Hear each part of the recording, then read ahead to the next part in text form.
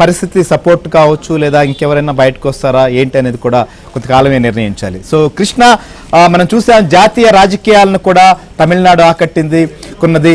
ద్రవిడ పార్టీలను కాదని విజయ్కి ఓటు వేసినటువంటి పరిస్థితుల్లో ఆయన 10 మెట్ల దూరంలోనే ఆగిపోయిన తర్వాత ఎలాంటి పరిస్థితి ఉంటుంది? అక్కడ విజయ్ ప్రభుత్వాన్ని ఏర్పాటు చేస్తారా లేదా డిఎంకే అన్నా డిఎంకే ఒక దశలో కలుస్తాయని చెప్పి వార్తలు రావడం, ఇవన్నీ కూడా జాతీయ స్థాయిలో కూడా చర్చకు వచ్చినటువంటి పరిస్థితి. ఇలాంటి నేపథ్యంలో ఎట్టికేలకు 18వ ముఖ్యమంత్రిగా విజయ్ ప్రమాణ స్వీకారం చేశారు.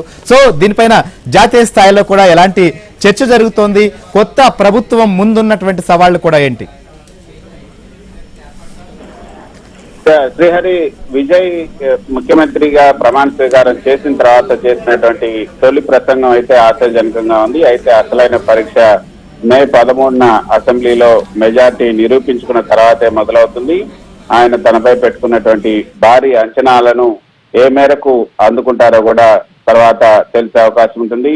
అయితే ఆయన ఏదైతే ముఖ్యమంత్రిగా ప్రమాణ స్వీకారం చేసిన తర్వాత ఆయన చేసినటువంటి ఒక ప్రసంగం తనదైన శైలిలో ఆయన ప్రసంగం సాగింది. ఒక సినీ నటుడి నుంచి రాష్ట్ర పాలకుడిగా మారినటువంటి ఈ ప్రయాణంలో ఆయన చేసిన ఈ ప్రసంగం, అదేవిధంగా ఆయన చేసినటువంటి సంతకాలు, 3 ఫైళ్ల మీద చేసినటువంటి సంతకాలు కూడా హాట్ టాపిక్ గా మారాయని చెప్పొచ్చు.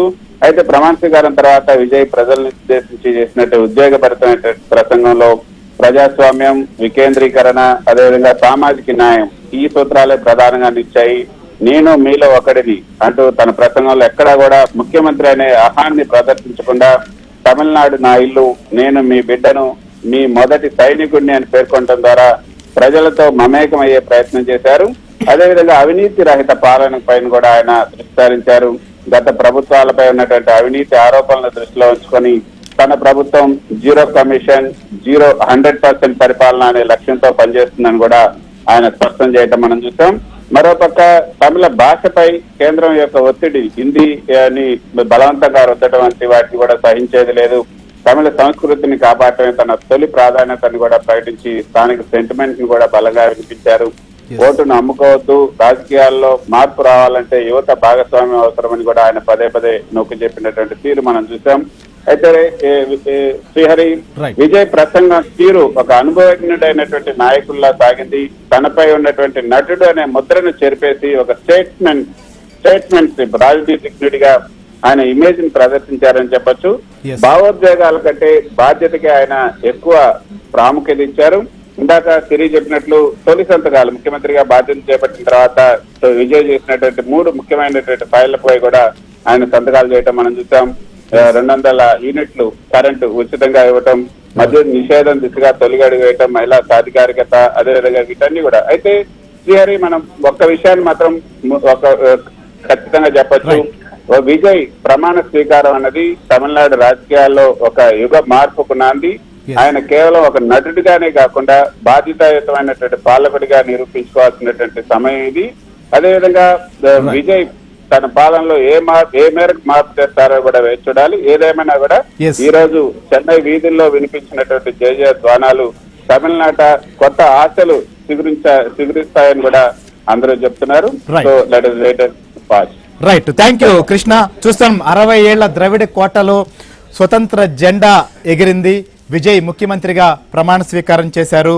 ఇది న్యూ బిగినింగ్ అంటూ విజయ్ మాట్లాడినటువంటి మాటలు కావచ్చు.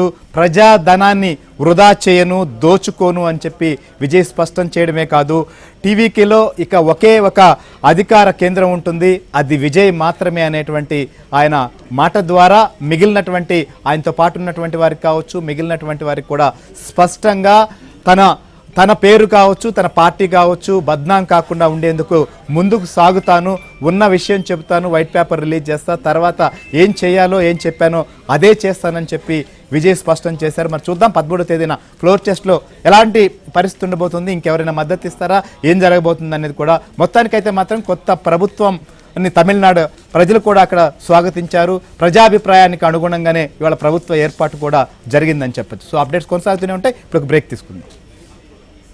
ஜோசப் விஜய் எனும் நான்